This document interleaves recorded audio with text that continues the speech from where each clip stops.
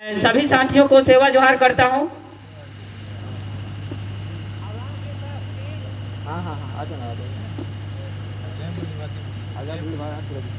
जय मूल निवासी।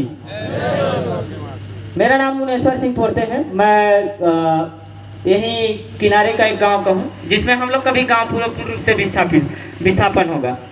यहाँ मैं साहब आपको बता देना चाहता हूँ, यहाँ जो 3-4 गांव हैं वो पूर्ण रूप से विस्थापित है, और यहाँ के जो सरकार और जो कंपनी ऐसे साजिश करके हमारे जमीन को छीना गया है, लिया गया है, जबरदस्ती वो अभी हमको थोप रहा है। बोल रहा है कि आप लोग दिए होंगे, ग्राम सभा में प्रस्ताव करके दिए हैं, तब तो हम आगे की कार्रवाई कर रहे हैं। जबकि हम उस समय 3-4 बार लगातार विरोध किए ग्राम सभा में कि हमको खदान नहीं चाहिए। इतना कहने के बाद भी अभी रामलाल भाई बताए कि हमारे जो ग्राम सभा हुआ है रेड हाउस में हुआ है, गांव में नहीं हुआ है। और गांव के किसी लोग को पूछिएगा कोई भी कोना में जाके, तो गांव वाले नहीं बता पाएंगे कि हम खदान संबंधित हम कोई ग्राम सभा किए हैं नहीं किए। उनको इतना तक भी जानकारी नहीं है कि हम लोग का कब भूमि अधिग्रहण हुआ, कब यहाँ मतलब कंपनी अपना काम चालू कराया, मतलब कुछ भी चीज का गांव के लोगों को जानकारी नहीं है। इन्होंने क्या करते हैं, जैसे बाहर के जो गांव के होते हैं, जैसे यहाँ से लेके मान लीजिए डांड गांव के लोग हो गए, और अगल बगल के जो हमारे गांव के जो पड़ोसी गांव के लोग हैं, उनको जो कंपनी जब इनको लोग की जरूरत पड़ता है तो इन्होंने 100, 200, 300 ले करके पैसा दे करके उनको अंबिकापुर ले जाते हैं, और उनको जो 10-10 हजार में हर गांव के 10-15 लड़के लोग को तैयार करके रखते हैं, उनको सामने कर देते हैं और उनको यही बोलवाते हैं कि हमको खदान चाहिए, आप बोलना। और मीडिया को भी वहां सेटिंग किए रहते हैं कि बात किससे करना है और किससे नहीं करना है। तो मतलब हमारे साथ पूरा मुल्क, पूरा मिल के कंपनी और सरकार मतलब हमको बर्बाद करने में तुली हुई, मतलब साजिश पे साजिश, साजिश पे साजिश। अभी जैसे हम लोग सो के नहीं उठे रहते हैं, जैसे हम लोग रामलाल भाई हो गया, मैं हो गया, आनंद राम, कुछ लोग, मतलब हम 1-2-4-5 साथी हैं जिन्होंने हम हरदम खड़े रहते हैं लोगों के साथ। लेकिन इनको जब पेड़ काटना रहता है तो हमको 4 से 3 बजे रात को हम जैसे स्थिति में रहते हैं, उसी स्थिति में हमको घर से उठा करके ले जाते हैं, और यहाँ के थाना में नहीं रखते हैं, सीधे देरुमा थाना में ले जाते हैं। अब पता नहीं हम भाई आप लोग, मैं इतना छोटे रह के भी मैं किसी गुंडा तो नहीं हूं ना। अब मेरे को देखने से पता चल रहा है कि मैं इनका गुंडा हूं, कि इनको मारूंगा या तो कोई प्रकार के इनको नुकसान पहुंचा तो नहीं सकता हूं। लेकिन जब पेड़ काटना रहता है तो हमारे जितने साथी होते हैं लड़ने वाले, सभी लोग को इन्होंने एक साथ 4-4 टीम बनाते हैं, 5-5 टीम बनाते हैं, एक साथ उठाना है। अगर 8:01 में उठाना है तो 5 साथियों को एक साथ हवा बोलेंगे, एक साथ, ताकि एक के साथ अगर वो साथी पकड़ा जाए तो वो साथी किसी दूसरे साथी को बता ना पाए।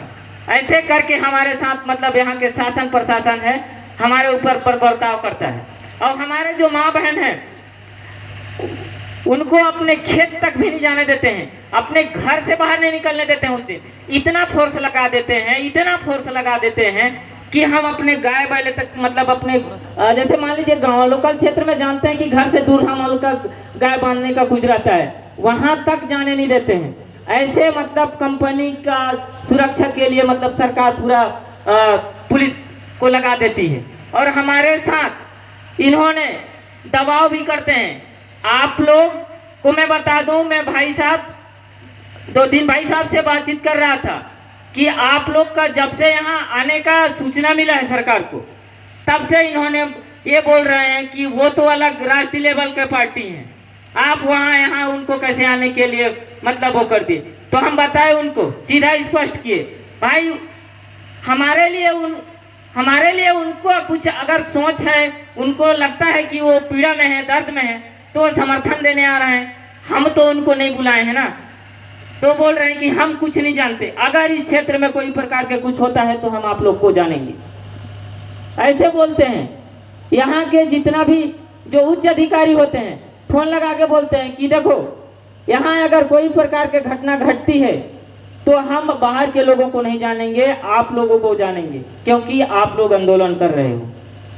ऐसे करके हम लोग को, हमारे ऊपर केस भी ऐसे संबंध में 2-3-4 बार हो चुका है। हम लोग जबकि कुछ नहीं करते हैं, जैसे सरकारी काम में बाधा डालने का। अब सर्व आदिवासियों के द्वारा वहाँ चक्का जाम किया गया था, लेकिन वहाँ उन लोगों को छोड़ करके हमारे ही साथी के ऊपर FIR दर्ज किया गया है। तो ऐसे ऐसे मतलब हमको दबाने के लिए यहाँ के पुलिस प्रशासन हमारे साथ, यहाँ के जो सरकार है वो हमारे साथ ऐसे बर्ताव कर रही है। तो मैं सभी साथियों से यही कहना चाहूंगा, हवा पानी सभी को जरूरत है। भले लाइट हमको 10 दिन नहीं मिलेगा, 1 महीना नहीं मिलेगा, हम जिंदा रह लेंगे, लेकिन जिस दिन हवा और पानी दूषित हो जाएगा साथियों, उस दिन हम 1 सेकंड क्या 1 मिनट नहीं जिंदा रह पाएंगे।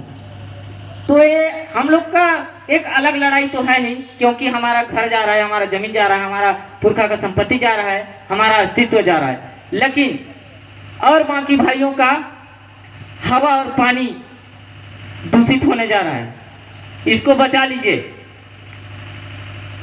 मैं इस क्षेत्र में बहुत छोटा था, जब से मैं 12वीं किया हूं, उसके बाद सारी चीज को त्याग करके अपना पूरा तन मन समर्पित कर दिया हूं इस क्षेत्र को बचाने के लिए, इस हसदो जंगल को बचाने के लिए। तो मेरा सभी से ही विनती है कि सभी लोग सामने आइए इस लड़ाई में, सभी लोग इस लड़ाई में सामने आइए, अपने बच्चे के हवा के लिए, अपने बच्चे को स्वस्थ पानी के लिए, अपने बच्चे के स्वस्थ हवा के लिए। बस मैं इतना ही कहूंगा, क्योंकि और हमारे दूर दराज से आए हुए वो अपना बात बताएंगे, हमको कहेंगे कि आगे और हमको क्या करना है, कैसे लड़ना है, क्योंकि वो सीनियर हैं, हम तो अभी अपने इस क्षेत्र में छोटा सा लड़ाई लड़ रहे हैं, हमको क्या पता कानूनी क्या होता है, सरकार से कैसे बात रखना होता है, तो सारी चीज बताएंगे। और उतना दूर से आए हैं तो उनका भी बात सुनना है। तो मैं अपना बात नारे के साथ समाप्त करूंगा, लड़ेंगे, हसदो जंगल ला कौन बचाई, हसदो जंगल ला कौन बचाई, हसदो जंगल ला कौन बचाई, हसदो जंगल में पेड़ काटना बंद करो, हसदो जंगल में पेड़ काटना बंद करो। जय जवाहर, जय छत्तीसगढ़।